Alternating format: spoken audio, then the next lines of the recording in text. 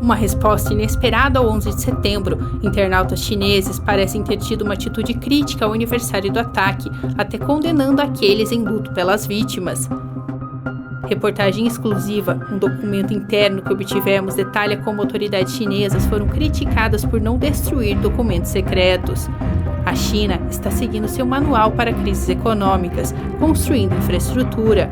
Autoridades chinesas pedem que os governos regionais emprestem e gastem ainda mais para impulsionar a economia. Eles já agora sofrem de um crescente problema de dívidas. E uma conhecida editora chinesa foi detida pela polícia de Pequim. Amigos dizem que sua decisão de apoiar dissidentes chineses motivou a prisão.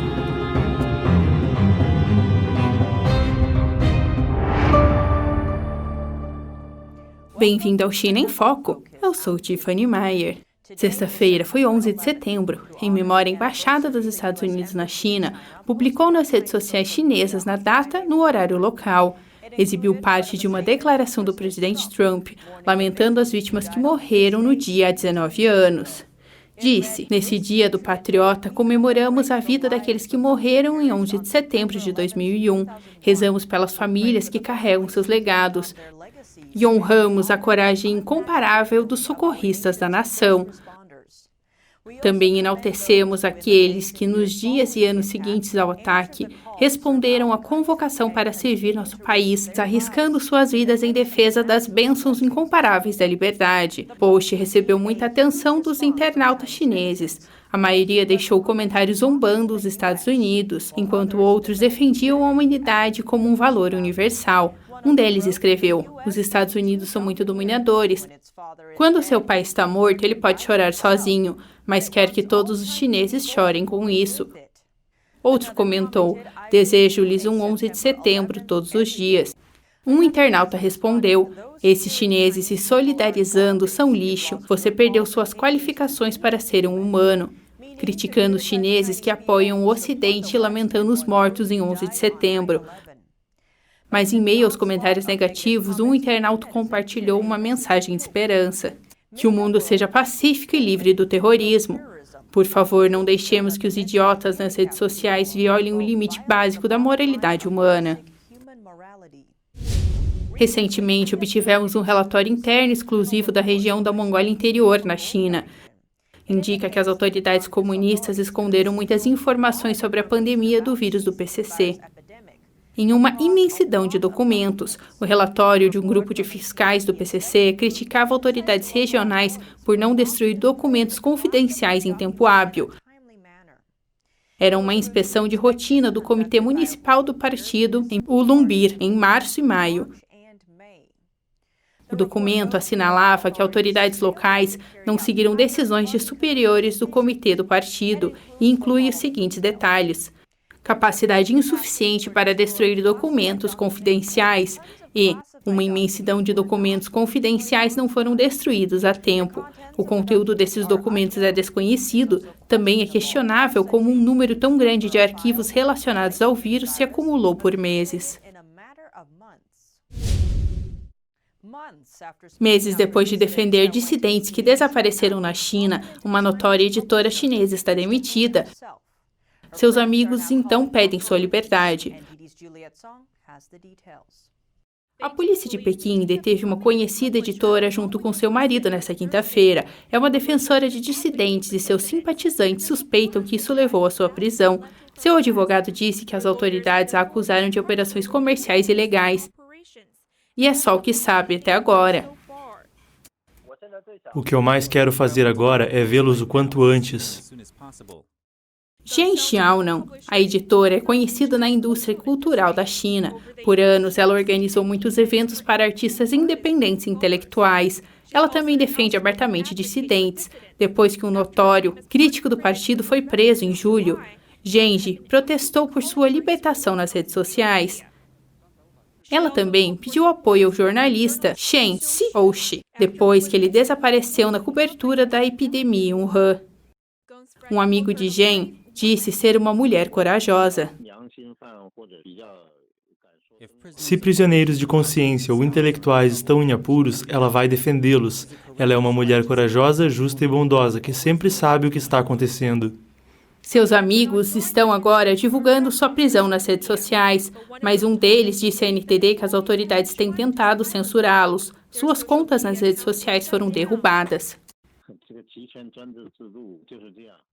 O sistema autoritário na China é assim. Você não pode falar a verdade. É como a história da roupa nova do rei. Não dá para dizer que o rei está nu. A prisão de Zheng é um exemplo mais recente do esforço do regime chinês para reprimir seus críticos. Também nessa semana, a polícia prendeu um familiar de um poeta pró-democracia. Mais de 20 policiais o levaram de sua casa em junho. Depois, a polícia também prendeu sua esposa. O poeta tem 4 filhos. Até agora não há informações sobre seu paradeiro. Agora para outras notícias no campo editorial. Um novo livro sobre o chefe do PCC, Xi Jinping, será publicado em breve na China, de acordo com a mídia estatal local. O livro deve incluir muitos dos discursos e declarações de Xi desde que assumiu o poder em 2012. Grande parte do livro apresentaria conteúdo nunca antes publicado. Com base em informantes internos, o livro também contém um de seus discursos de 2019, realizado em um simpósio para professores sobre educação ideológica nas escolas. Nele, disse que o propósito da educação é cultivar sucessores para o socialismo e que não é permitido produzir antagonistas do sistema comunista. Ele acrescentou que, se o sistema educacional criar antagonistas para o PCC, será considerado uma educação fracassada. Em outro discurso, este de 2014, sobre ideologia socialista, Xi disse: todas as universidades e faculdades devem manter um alto grau de consistência com as autoridades centrais em questões importantes. Seguiu: não é permitido jamais ir contra o governo central. Em 2013, Xi falou na Conferência Nacional de Propaganda e Trabalho Ideológico da China. Referindo-se ao Ocidente, especialmente aos Estados Unidos, Xi disse que forças hostis estão lá para promover os chamados valores universais. Ele afirmou que o objetivo do Ocidente é competir com a China militarmente e pelo coração das pessoas, e finalmente derrubar a liderança do PCC e o sistema socialista da China. Autoridades chinesas pedem aos governos provinciais do país que emprestem e gastem ainda mais dinheiro. É um esforço para alavancar uma economia hesitante, mas vem conforme a China segue enfrentando uma crescente crise de crédito. Na última crise econômica enfrentada pela China em 2008, autoridades ordenaram a construção de estradas, ferrovias e pontes para fomentar a economia. Desde então, governos regionais e empresas estatais começaram a emprestar freneticamente dinheiro de bancos e do Estado para financiar os projetos. O problema é que muitos dos projetos não eram rentáveis, e isso criou a crescente crise de dívidas da China. Em 2017, o Fundo Monetário Internacional alertou a China sobre sua arriscada estratégia de crescimento por dívidas, mas, de acordo com um ex-oficial chinês, a crise só piorava desde então. Li Chuanlian foi vice-prefeito da cidade chinesa de Jishi e Hegan, na província Heilongjiang. Recentemente, deixou o país e juntou-se a grupos pró-democracia no exterior, depois de ver a corrupção do Partido Comunista. Ele agora é procurado por autoridades chinesas por acusações de corrupção. Seus subordinados foram presos. Li alegava inocência e disse que o regime age por retaliação. Toda a nação, especialmente no Nordeste, em todos os níveis de governo, estão financeiramente quebrados. Eles não estão só quase falindo, estão completamente falidos. Ele disse que todas as municipalidades têm dívidas de ao menos 10 ou 20 bilhões de yuans. Cidades grandes podem dever mais de 100 bilhões de yuans, o que equivale a mais de 14 bilhões de dólares.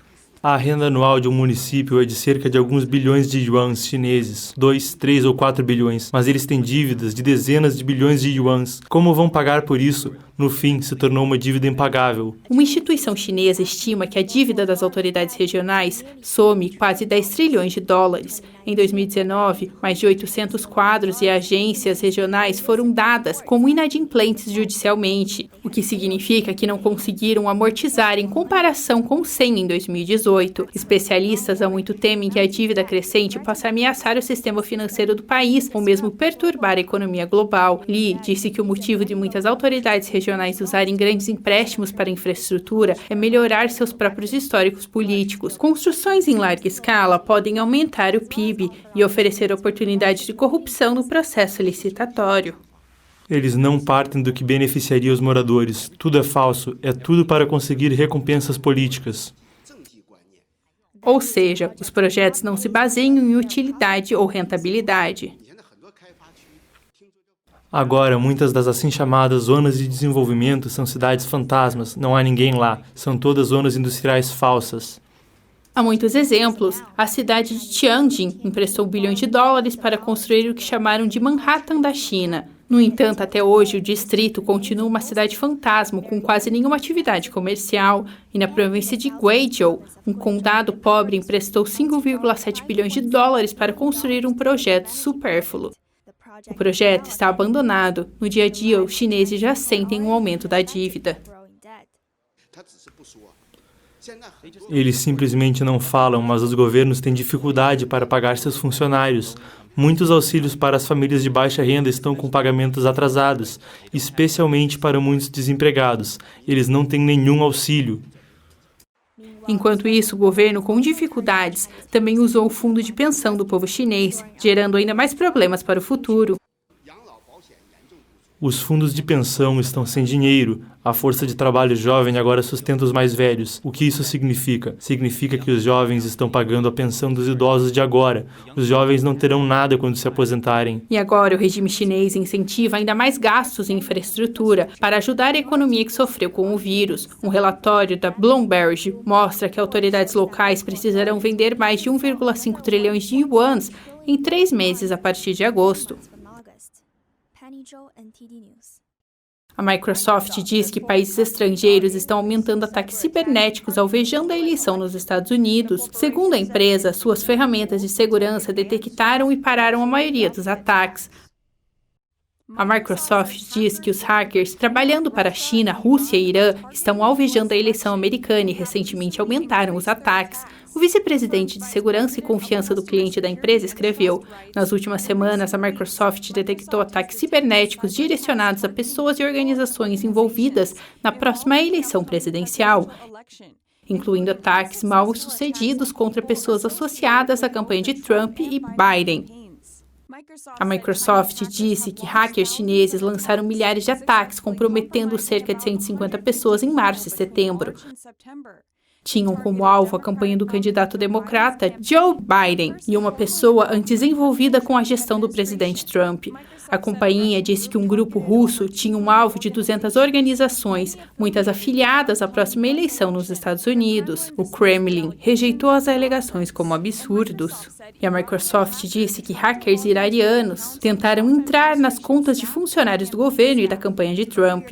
No início do ano, o escritório do diretor de inteligência nacional divulgou um relatório afirmando que a China poderia representar uma ameaça maior do que a Rússia em 2020. O documento dizia que o regime chinês está tentando moldar a política americana, pressionar figuras políticas contrárias aos interesses da China e obter críticas à China.